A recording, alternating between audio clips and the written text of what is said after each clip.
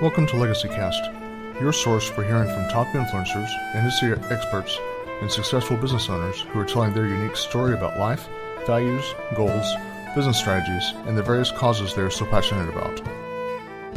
Future generations will come to be impacted by what is happening today, whether positive or negative, and our mission is to focus on what is going to affect change for the better. Hosted each weekday by James Snow, a former U.S. Army combat medic, now founder and principal advisor of James Advisors Group, a full-service financial planning firm in North Texas. This is Legacy Cast.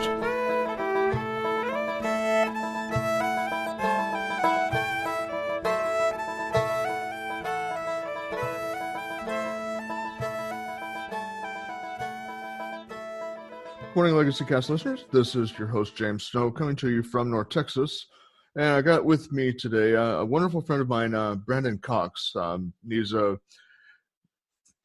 tax expert that's able to, keep all you guys out of tax jail. So, be sure to listen up and, listen to all the info that he's going to have to throw down for you. So, without further ado, I'll just welcome Brandyn into the program. Welcome, my friend.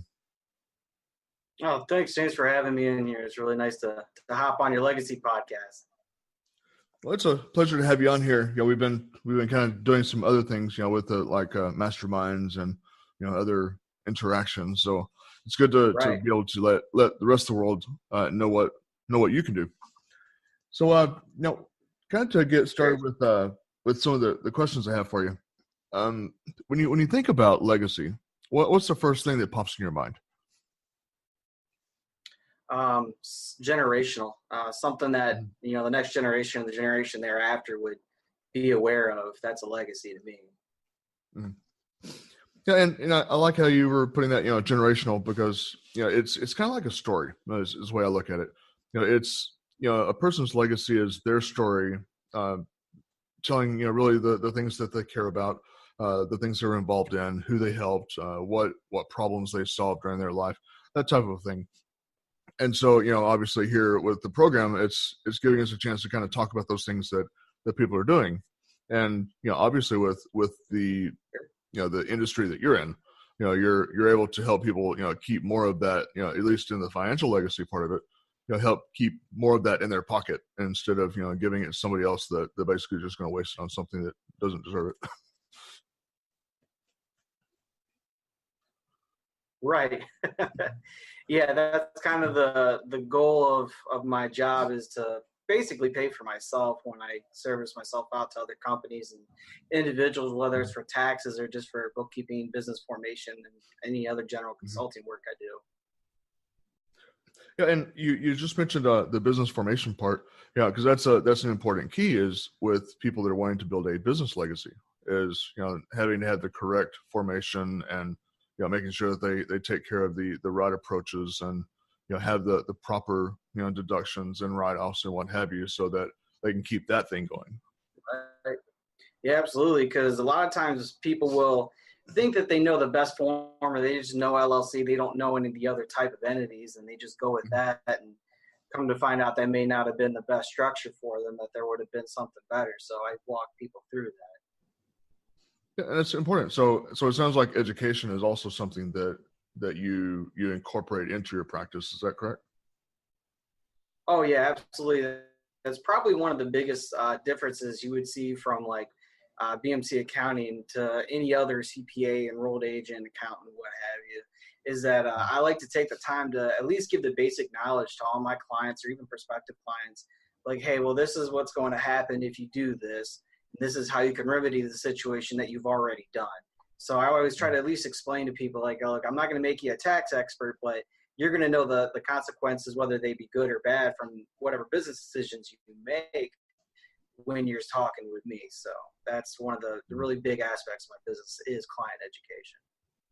Yeah, and that's huge. Yeah, that's something, with my finance practice, it's something that's very, very important to me is, even if someone's not going to work with me, that they have, a foundation of information that they understand, what the choices are for them, because then at least I brought value to the table. And even if they don't work with me, they're going to send their friends to me, for the fact that I educated them. They want me to educate their buddies. So, even still, it's always a win-win.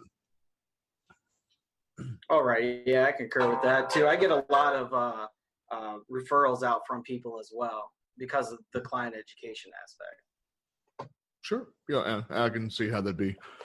So do you feel it's important that everyone really actively consider what they're doing and really make deliberate and intentional choices when you know when involving their legacy?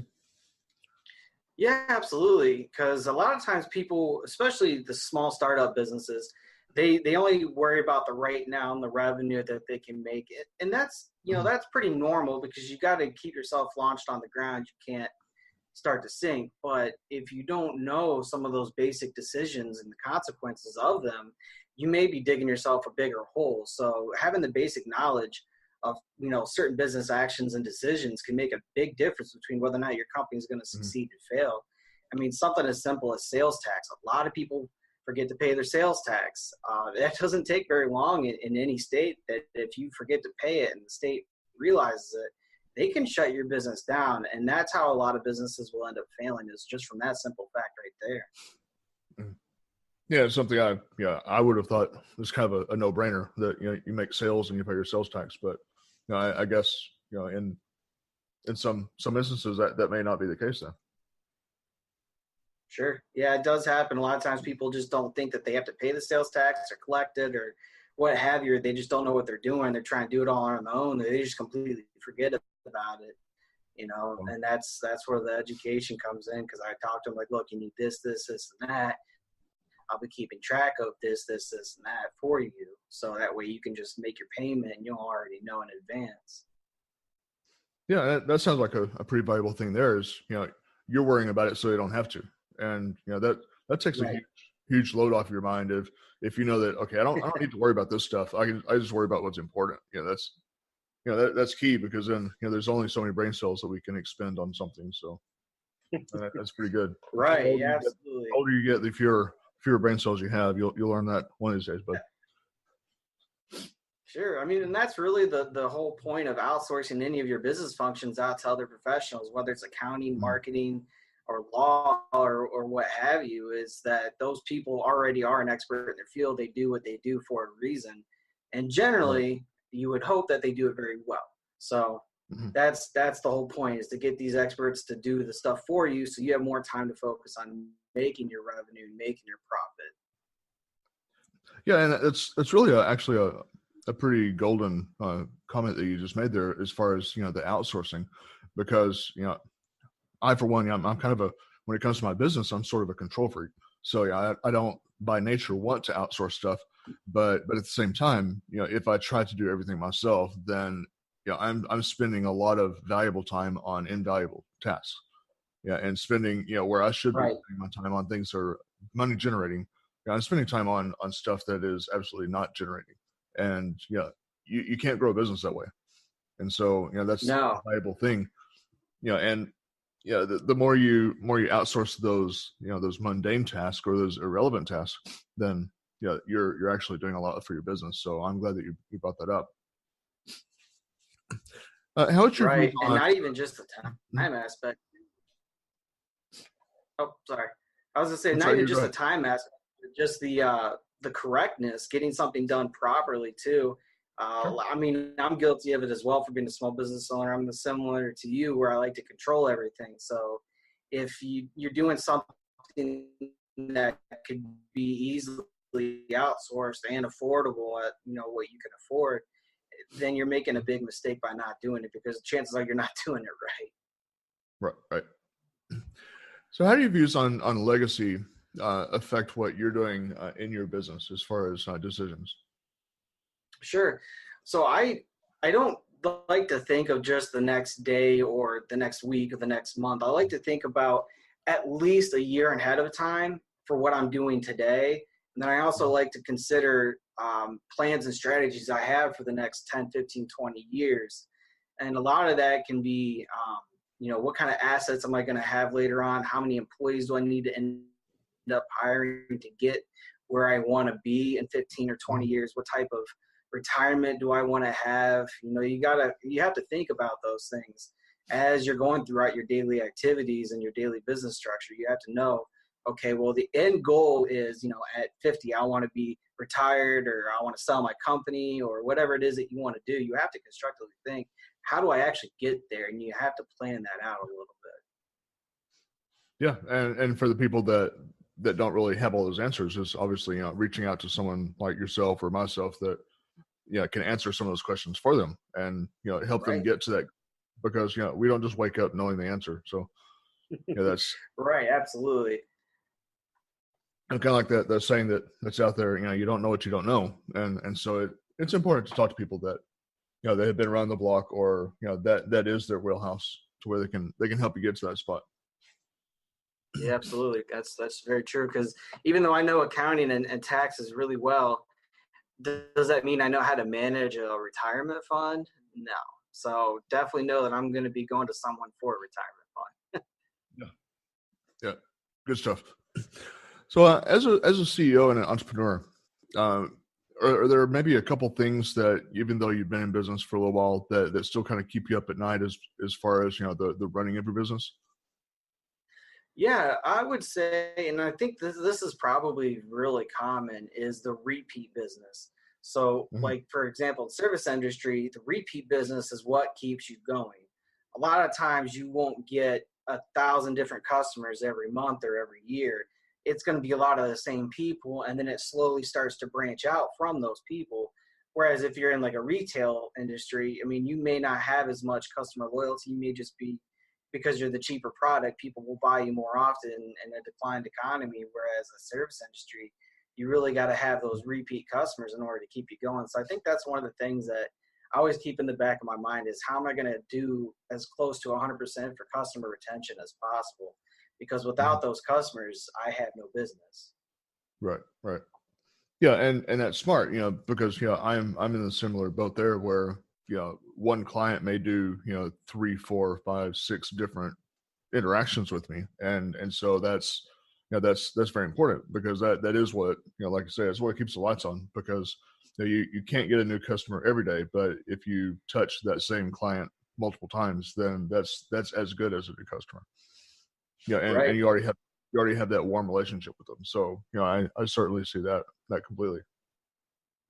Do you believe it's important that people, and this is kind of I guess, a rhetorical question. Do you believe Sure. it's important that people, have in place things such as business plans and financial plans, tax strategies, in your case, that they actually have that Right. in place, rather than, flying by the seat of their pants like we see so much?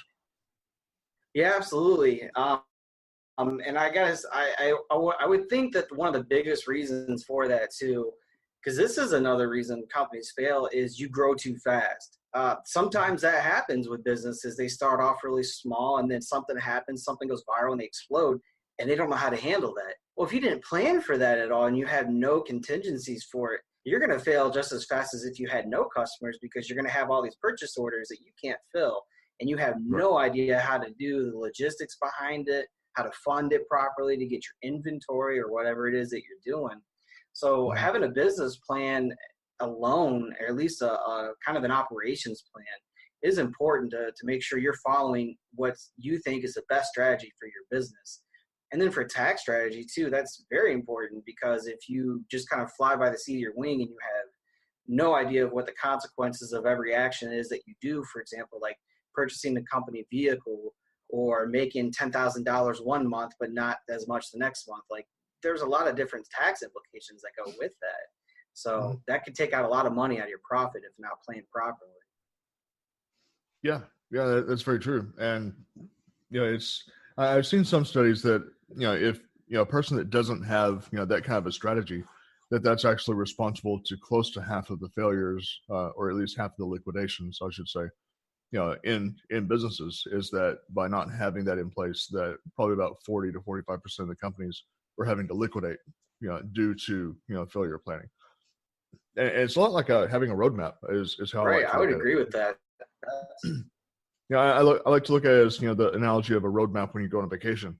You don't want to go from LA to Chicago without having a map, Right. because you probably are going to end up in Tijuana instead of Chicago, if you don't have a map to know how to get there.